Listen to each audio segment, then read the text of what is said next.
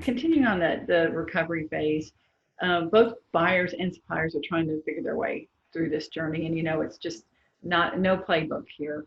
So, what advice would you give both sides of that equation? Buyers who are trying to figure this out, and suppliers that are also struggling in this whole journey on the corporate side of recovery. So, I don't know if we talked about it, but this conversation, I've been part of this conversation since, call it 2006, where we said, look, this is a long-term relationship.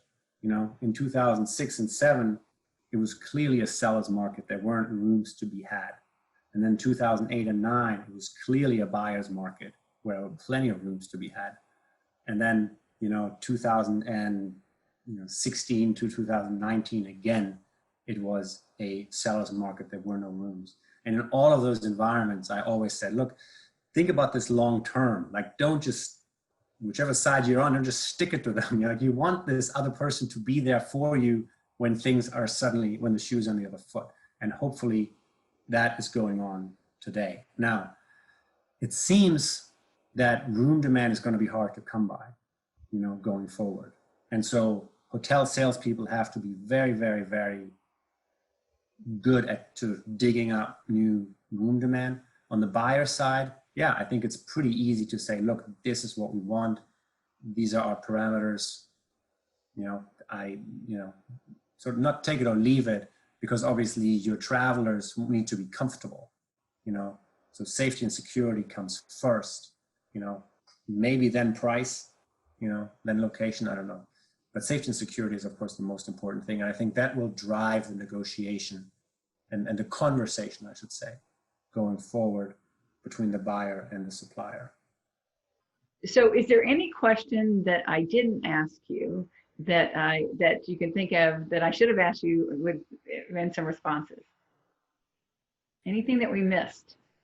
So in 2007, we had a lot of new supply coming in.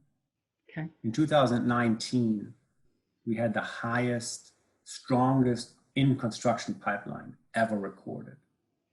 It actually peaked in May of this year. So 220,000 rooms in construction.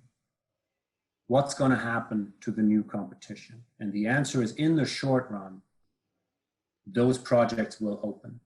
But then, just like in 2008 and 2009, we're not going to backfill the projects that go from in construction to open with projects that are in final planning and then need to go in construction. A lot of owners will say, you know what?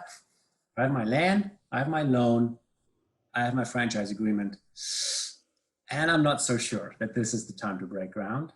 So we're probably not going to backfill the new construction pipeline. The upside of that is that there's not a lot of new competition coming 4 or 5 years from now. And as I just said, we think that by then, the industry will be doing pretty well again, partly because all those travelers only have the existing hotels to go to. There's not going to be a lot of new rooms. So that's something to watch. And that's also something to know if you're the buyer. We're not building big boxes, we're not building ballrooms. We're building limited service hotels, bed and a bath for $1.50, as E.M. Statler said, in the 1910s. And it's easy to clean, easy to staff, easy to build, but we're not building the large full service upper upscale properties anyways. And now if some of those are closing permanently, there's going to be a crunch. So if you're thinking as a buyer, especially as a group meeting planner, today and tomorrow, yeah, you got to figure out how to survive. The next 2 or 3 years, you'll be in the driver's seat. But make no mistake, you're going to have a hard time finding ballroom space in 2023 and 4 and 5, just because we're not building any.